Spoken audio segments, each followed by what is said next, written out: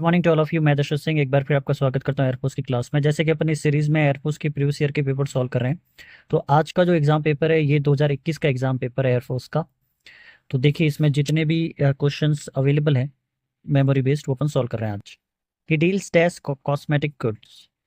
देखिए डील के साथ नॉर्मली विद प्रीपोजिशन आता है जब आप किसी के साथ डील करते हैं। एग्जाम्पल के लिए आपने कहा यार वो एक ऐसा इस टाइप का बंदा है कि मैं उससे डील कर सकता हूँ, एक तरह से जिससे आप बातचीत, या मान लीजिए एग्जांपल के लिए व्यापार या व्यवहार, वो डील होता है। लेकिन जब आप किसी चीज के अंदर बिजनेस करते हैं, ठीक है, उसके साथ हमेशा इन आता है। तो यहाँ पे इन आएगा क्योंकि ये बिजनेस की बात कर रहा है कि भाई वो क्या खरीदता है क्या बेचा है। तो he deals in cosmetic goods, ठीक है, इसलिए यहाँ पे इन आएगा। नॉर्मली डील के साथ विद आता है लेकिन ये केस अलग है। नेक्स्ट में देखिए all of his luggages was stolen by a thief outside the railway station. उसका जो भी सामान था चोरी क्या कर दिया गया था एक चोर के द्वारा रेलवे स्टेशन के बाहर।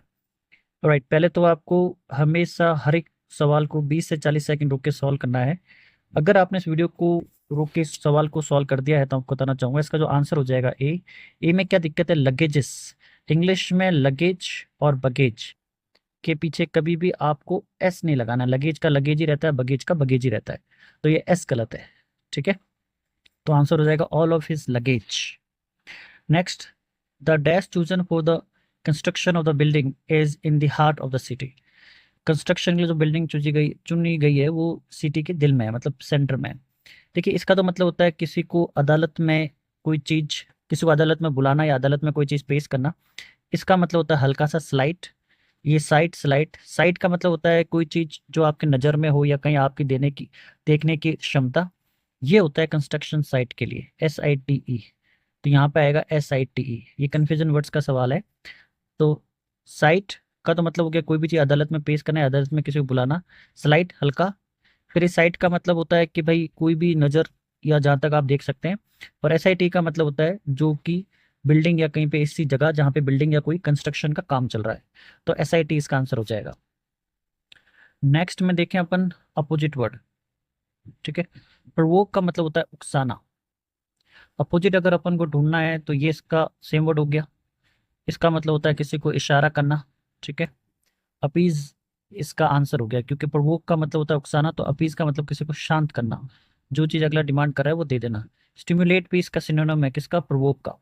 तो प्रवोक का मतलब उकसाना, इनकरेज का मतलब उकसाना, पैकन का मतलब होता है अपने किसी को इशारा करना। अपीज इसका आंसर हो गया। अपीज का मतलब होता है किसी को शांत करना, ठीक है। अपोजिट वर्ड ढूंढना है। और स्टिमुलेट का मतलब होता है किसी को उकसाना। नेक्स्ट में सेम वर्ड ढूंढना है।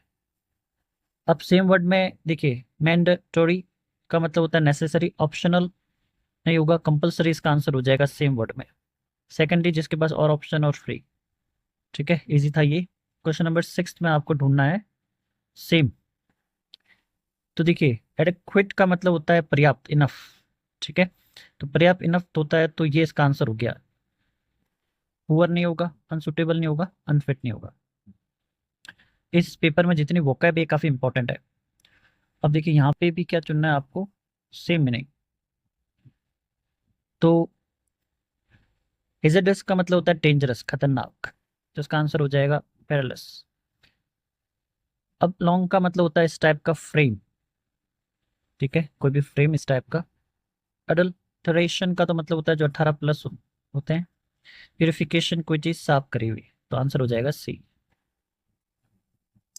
नेक्स्ट में देखिए by the time the plane arrived, train plane के पहुंचने से पहले I nearly had despair dash being able to abroad it. इसका मतलब होता है निराश, होपलेस, होपलेस। इसके बाद फिक्स प्रीपोजिशन है ऑफ। कोई आपको इफ बट नहीं करना कभी भी, फिक्स प्रीपोजिशन है, ठीक है। ये भी काफी अच्छा सवाल है। The number of people dash 60। एक होता है और नंबर ऑफ। अगर कोई कहता नंबर ऑफ पीपल तो यहाँ पे आ जाता नंबर ऑफ पीपल के लिए, इसका मतलब वापस से लिख देता हूँ। पहले इसको सॉल्व करते हैं। नंबर ऑफ होता है इंग्लिश में सिंगुलर, तो आंसर हो जाएगा वॉज। तो द नंबर ऑफ पीपल हो जाएगा वॉज। मान लीजिए यहाँ पे होता अ नंबर ऑफ पीपल, ठीक है, तो हो जाता वर।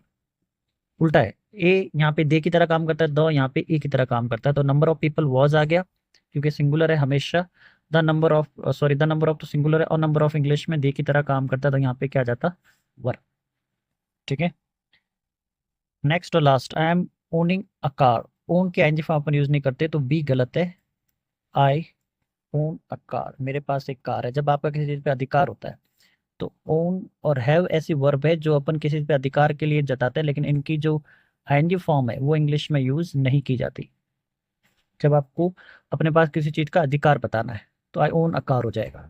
ठीक है, वीडियो छोटा है लेकिन जितने भी सवाल यकीन मानिए आज भी ये सवाल रफ एंड टफ है, यही लॉजिक आते हैं। चाहे आप 2026 का पहला जो इंटेक है उसको आप देख लेना, तो आपको आइडिया मिल जाएगा कि मैं किस टाइप की बात कर रहा हूँ। सेम सवाल है, इससे उल्टा लो लेवल के आते हैं। ठीक है, तो ये 2021 का पेपर था जो जुलाई के आसपास हुए थे। जितने भी मेमोरी बेस्ड सवाल अवेलेबल है वो मैंने आपको सॉल्व करवा दिए।